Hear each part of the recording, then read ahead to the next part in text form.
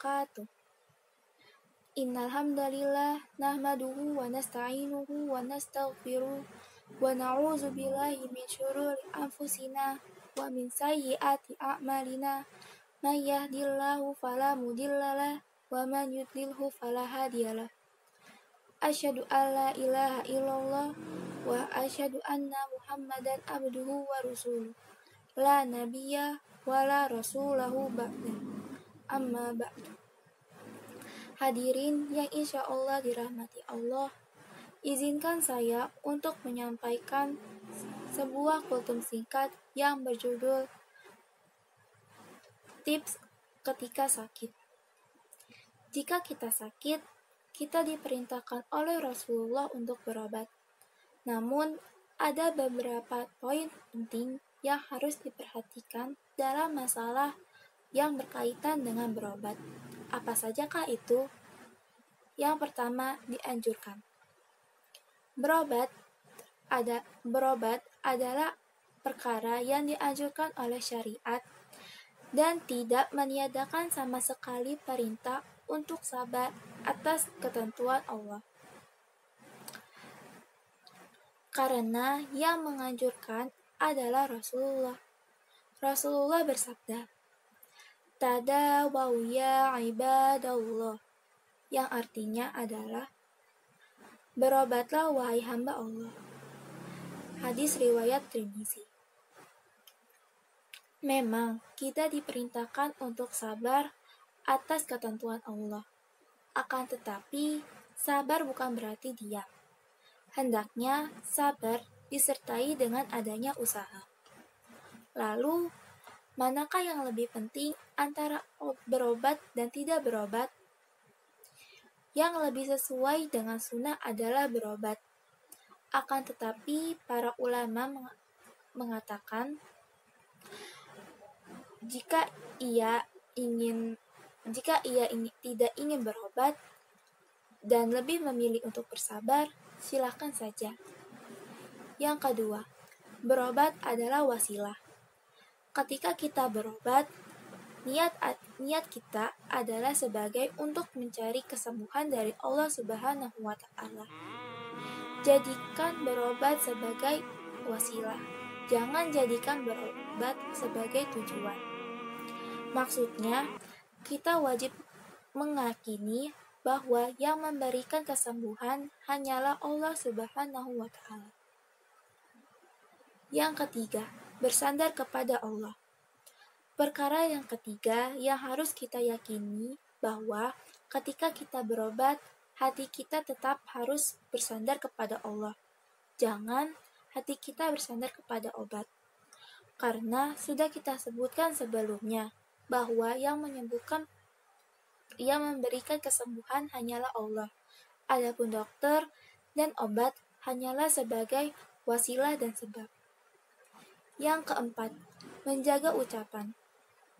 Terkadang sebagian orang mengucapkan kata-kata yang sebetulnya tidak pantas untuk diucapkan. Seperti dokterlah yang menyembuhkan atau obat yang menyembuhkan penyakitnya. Kita katakan bahwa yang menyembuhkan secara hakiki hanyalah Allah Subhanahu wa Ta'ala semata. Adapun obat ataupun dokter itu hanyalah sebagai wasilah semata. Yang kelima, sabar. Terkadang setelah kita berobat, kesembuhan belum juga datang. Hal yang harus kita lakukan adalah terus bersabar dan bertawakal. Kita serahkan saja semuanya kepada Allah. Yang keenam dan yang terakhir adalah berharap pahala dan pengampunannya. Perkara yang terakhir adalah hendaknya kita berharap pahala di sisi Allah dan mengharapkan ampunannya. Karena semua penyakit yang menimpa seorang mukmin hakikatnya adalah untuk menghapuskan dosa dan mengangkat pahala dia. Inilah beberapa tips atau beberapa perkara yang hendaknya diperhatikan ketika kita diberikan sakit oleh Allah. Semoga kultum singkat ini bermanfaat buat kita semuanya. Sekian dari saya. Bila ada salah kata, saya mohon maaf, dan kepada Allah saya mohon ampun. Saya akhiri. Wabillahi taufiq wal hidayah. Wassalamualaikum warahmatullahi wabarakatuh. Dan kesembuhan hanyalah Allah Subhanahu wa Ta'ala. Yang ketiga, bersandar kepada Allah. Perkara yang ketiga yang harus kita yakini bahwa ketika kita berobat, hati kita tetap harus bersandar kepada Allah. Jangan hati kita bersandar kepada obat. Karena sudah kita sebutkan sebelumnya bahwa yang memberikan kesembuhan hanyalah Allah. Adapun dokter dan obat hanyalah sebagai wasilah dan sebab. Yang keempat, menjaga ucapan. Terkadang sebagian orang mengucapkan kata-kata yang sebetulnya tidak pantas untuk diucapkan. Seperti dokterlah yang menyembuhkan atau obat yang menyembuhkan penyakitnya. Kita katakan bahwa yang menyembuhkan secara hakiki hanyalah Allah Subhanahu wa Ta'ala semata.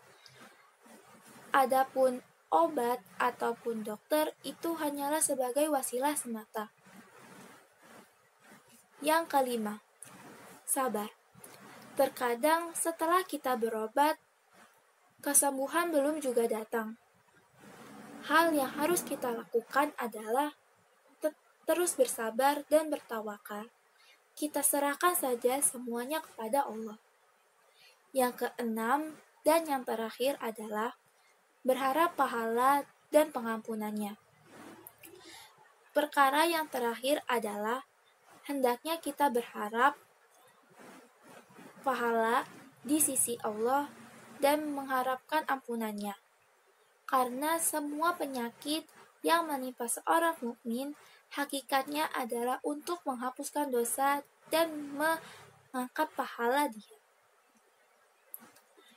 Inilah beberapa tips atau beberapa perkara yang hendaknya diperhatikan ketika kita diberikan sakit oleh Allah. Semoga kultum singkat ini bermanfaat buat kita semuanya. Sekian dari saya. Bila ada salah kata, saya mohon maaf, dan kepada Allah saya mohon ampun. Saya akhiri. Wabillahi taufiq wal hidayah. Wassalamualaikum warahmatullahi wabarakatuh.